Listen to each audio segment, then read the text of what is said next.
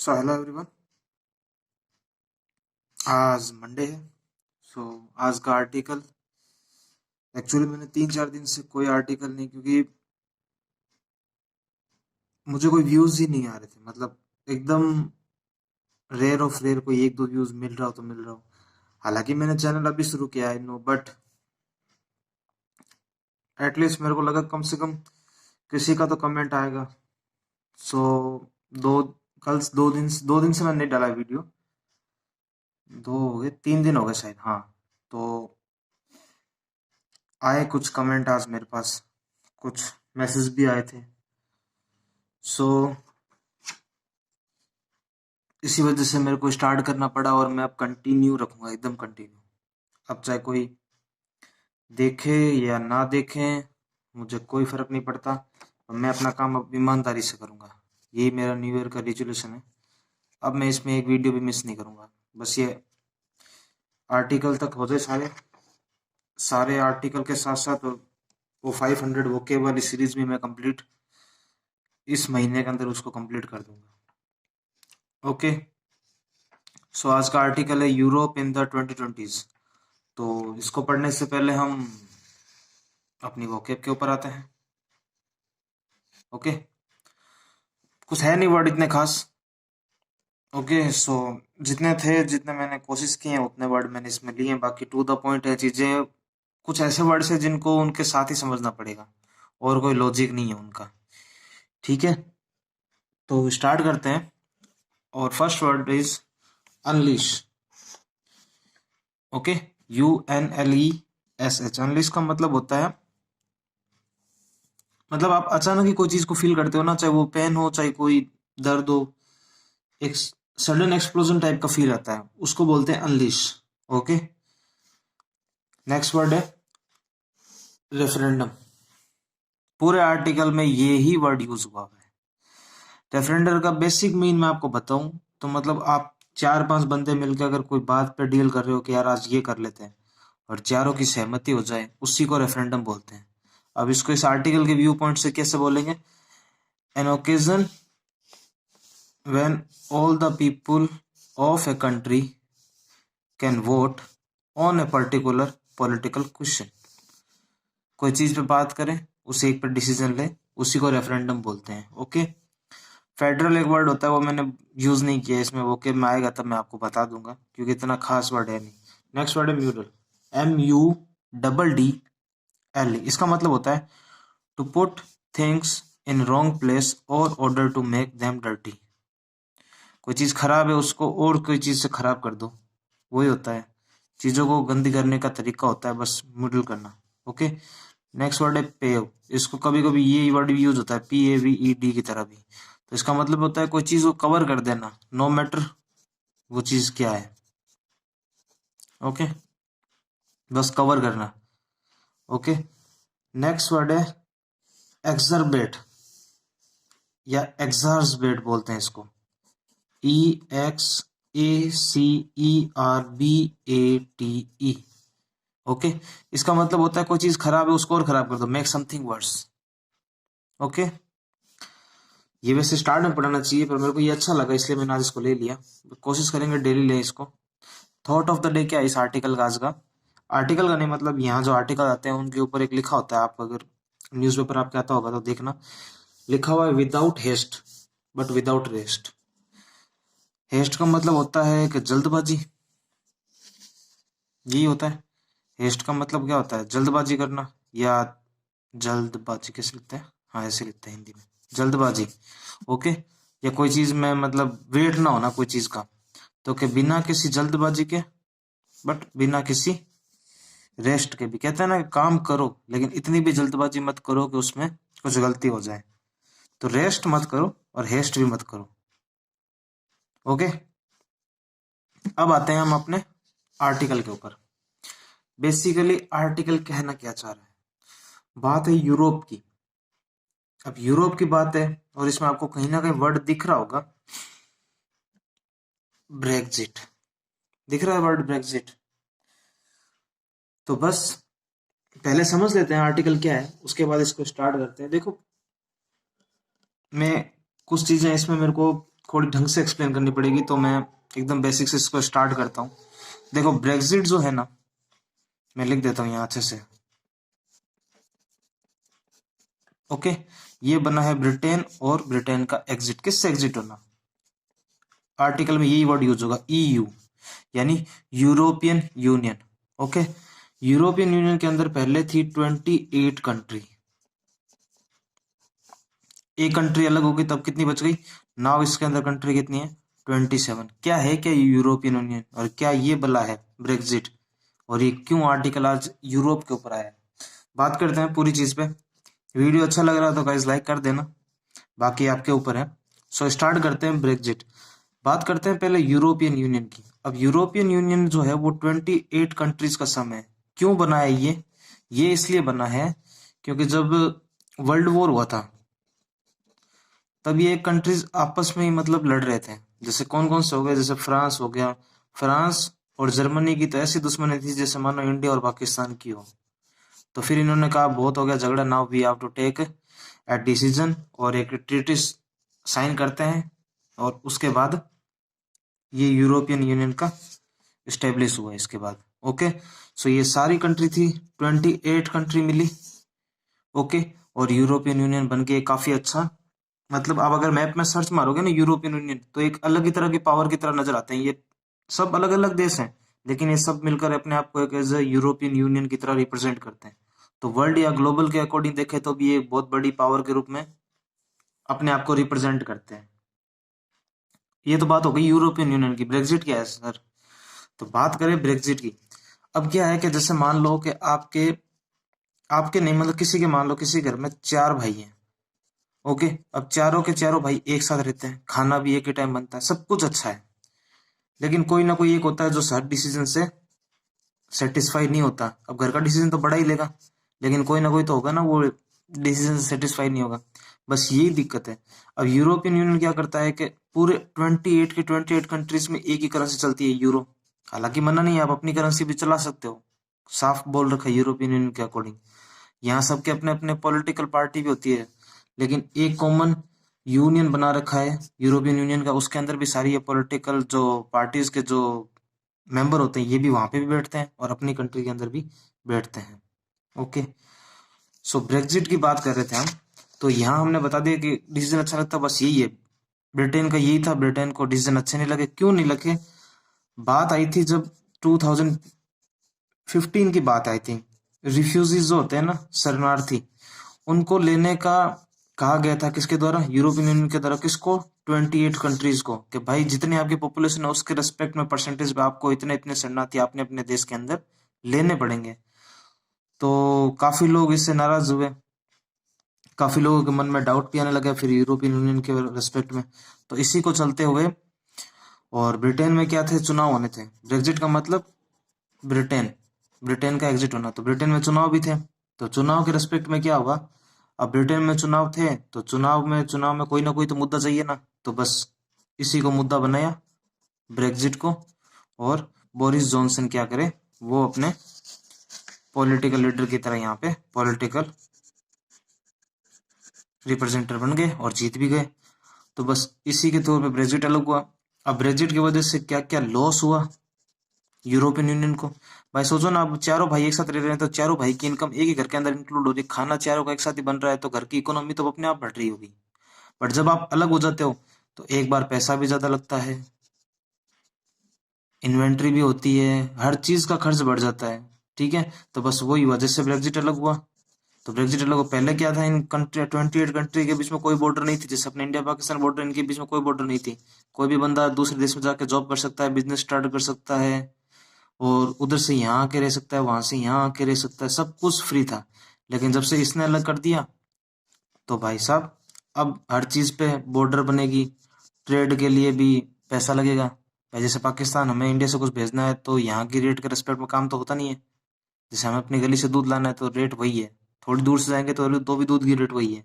लेकिन अगर बॉर्डर की रेट कर दूंगा मैं, तो उसके बाद तो रेट चेंज होनी स्टार्ट हो जाएगी ना भाई, तू अपनी कंट्री की रेट बोल, और उसके ऊपर जो टैक्स लगते हैं ट्रांसपोर्ट के वो लगा के फिर अलग चीज है। तो यही सब था। ब्रिटेन अपने आप को ग्रेट ब्रिटेन। अब इसके अंदर कौन कौन से देश आते हैं, एक आता है स्कॉटलैंड, एक आता है वेल्स, और एक आता है आयरलैंड, और एक यूके, यूनाइटेड किंगडम।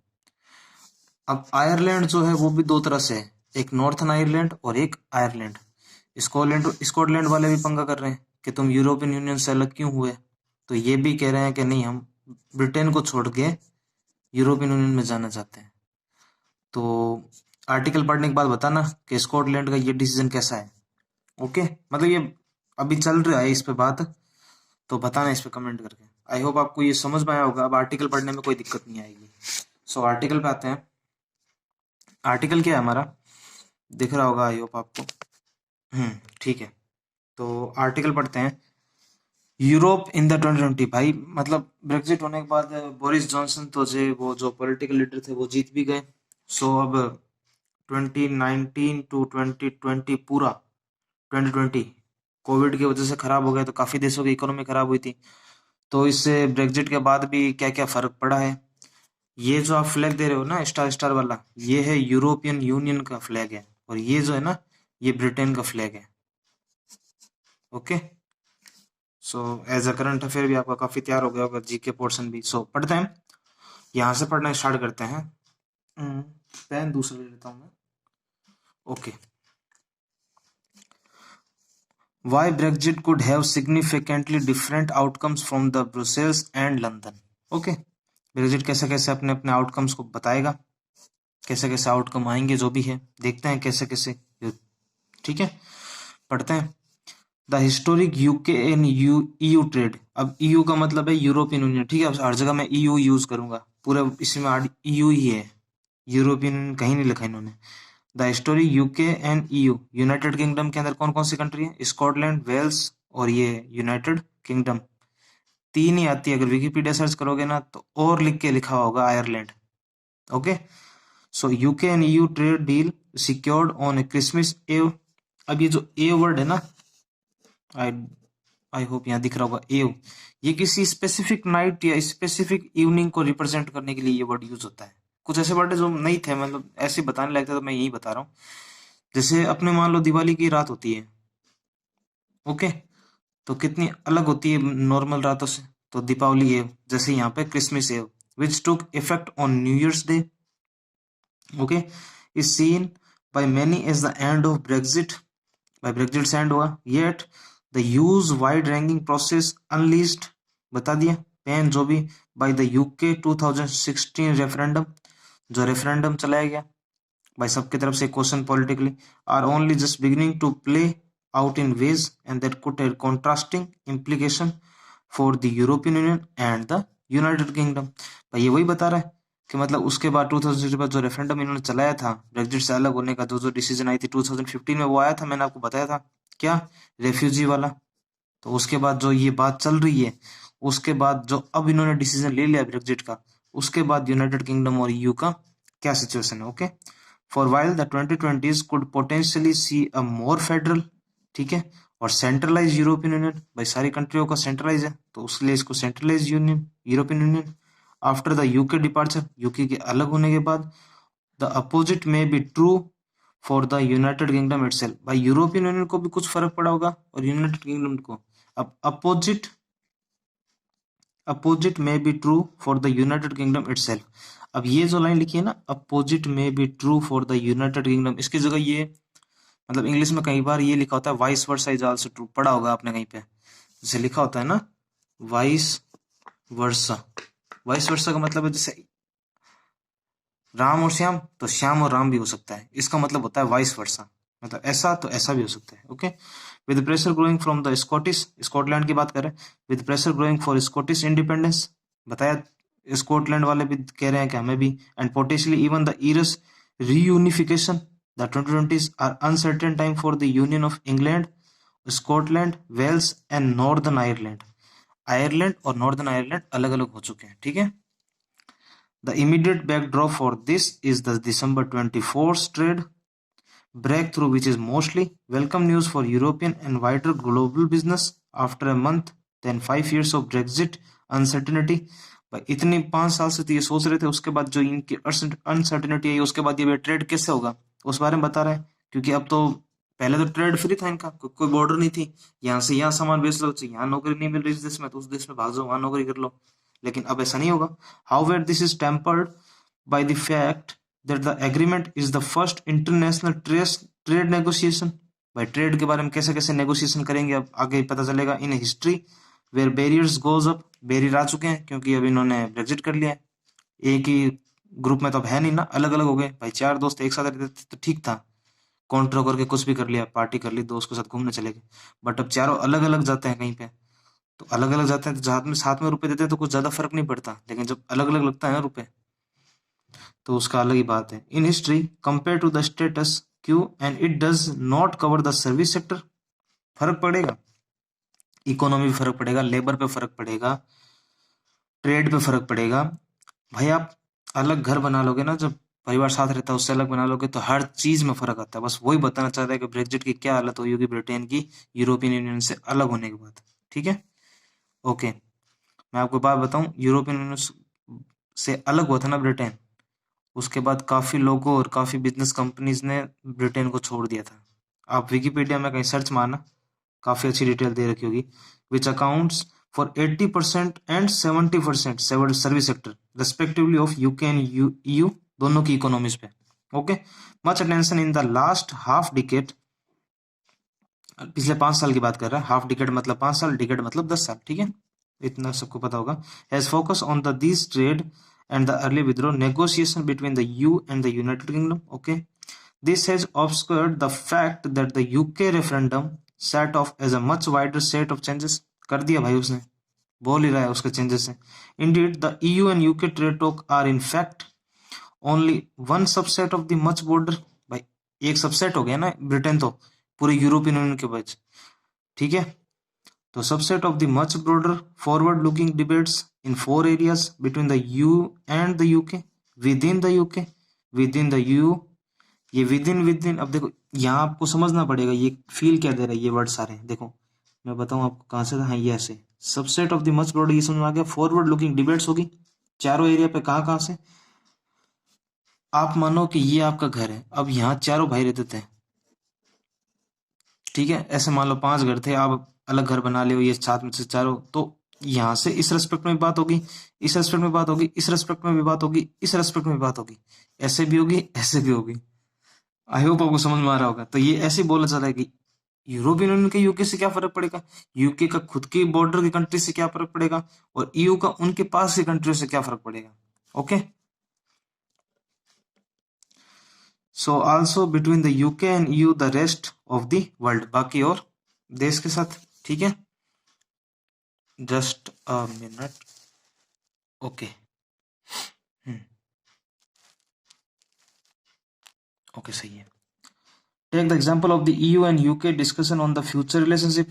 करनी पड़ेगी बात भाई, अब तो बॉर्डर भी बनाएगा अब नॉर्दर्न आयरलैंड के साथ। ये तो important as the Christmas Eve deal जो थी is economic sector like a financial service but also other critical areas, corporation including foreign defence policy, हर चीज पे डील करनी पड़ेगी, एग्रीमेंट साइन करने पड़ेंगे, क्योंकि पहले तो कोई था ही नहीं ना कुछ।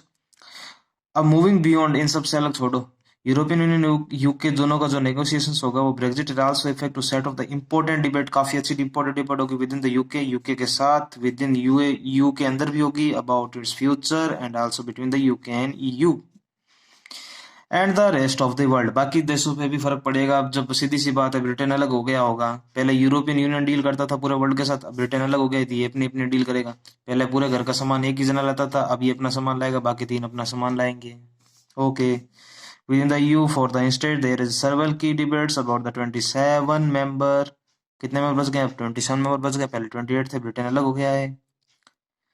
अगर फास्ट चल रहा हूँ तो बताना गाइस, कमेंट बता, क्योंकि समझा दिया है और काफी इजी लैंग्वेज है तो ज्यादा इसमें करने की जरूरत ही नहीं है, वरना मैं एकदम स्लो चलता।